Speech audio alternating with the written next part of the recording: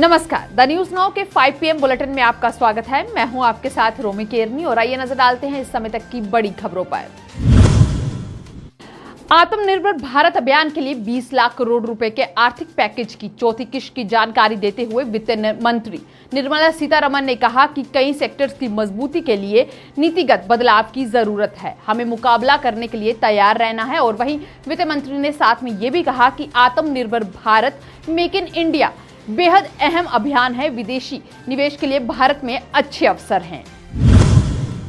जम्मू कश्मीर में लगातार बढ़ रहे नशीले पदार्थों के कारोबार और लिप्त तत्वों से निपटने के लिए एंटी नारकोटिक्स टास्क फोर्स का गठन होगा। उपराज्यपाल जीसी मुर्मू के नेतृत्व में हुई प्रशासनिक परिषद की बैठक में ANFT गठन के प्रस्ताव को मंजूरी दे दी गई है। वहीं जानकारी के अनुसार ANFT में शुरू में 100 अधिकारियों और जवान शामिल किए जाएंगे। जम्मू कश्मीर को लेकर अब कोई भी सूचना का अधिकार यानी कि RTI कानून के तहत आवेदन जमा कर सूचना हासिल कर सकता है। पहले यह अधिकार जम्मू कश्मीर के मूल नागरिकों और डोमिसाइल को ही हासिल था। केंद्र सूचना आयोग में जम्मू कश्मीर और लद्दाख में RTI मामलों की सुनवाई 15 मई से शुरू कर दी गई है। कांग्रेस के पूर्व अध्यक्ष राहुल गांधी ने केंद्र सरकार से आग्रह किया है कि वे आर्थिक पैकेज पर पुनर्विचार करें और लोगों को खातों में सीधा पैसे डालें, क्योंकि इस वक्त उन्हें कर्ज की नहीं बल्कि सीधे आर्थिक मदद की जरूरत है। उन्होंने यह भी कहा कि सरकार को लॉकडाउन को समझदारी और सावधानी के साथ खोलने की जरूरत है। बुजुर्गों और गंभीर बीमारियों से ग्रस्त लोगों का विशेष ध्यान रखा जाना चाहिए।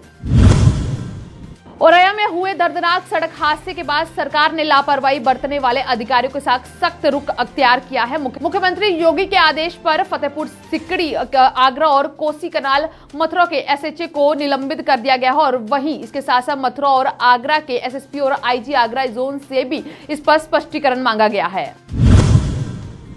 देश में लॉकडाउन के चलते दूसरे राज्यों में फंसे प्रवासी मजदूर लगातार हादसों का शिकार हो रहे हैं। किसी तरह अपने घरों को लौट रहे मजदूर दुर्घटनाओं में अपनी जान गंवा रहे हैं। कहीं वाहनों में सवार मजदूर हादसे का शिकार बन रहे हैं, तो वहीं पैदल चल रहे मजदूरों को जिंदगी से हाथ धोना पड़ रहा है। ऐसे वक्त पर जब सड़कों पर ट्रैफिक कम है, तभी सड़क हादसे लगातार सामने और ये पिछले कई दिनों से ये हादसों में कहीं ज्यादा वृद्धि देखने को मिल रही है। और अब इसको लेकर सुप्रीम कोर्ट का दरवाजा खटखटाने की तैयारी की जा रही है।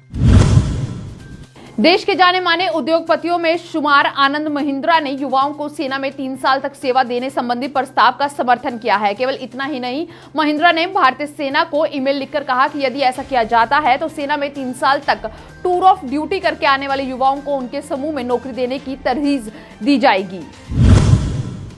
पाकिस्तान स्वास्थ्य मंत्रालय की तरफ से जारी आंकड़ों में बताया जा रहा है कि पिछले 24 घंटे में कोरोना वायरस के पाकिस्तान में 1581 नए मामले दर्ज किए गए हैं, जिसके बाद देश में कुल संक्रमण के 38,799 मामले सामने आ चुके हैं। अब तक 834 लोगों की मौत हुई है। इस समय के 5 PM बुलेटिन में बस इतना ही। आप बने रहें द न्यूज नाउ के साथ बाकी अपडेट्स के लिए।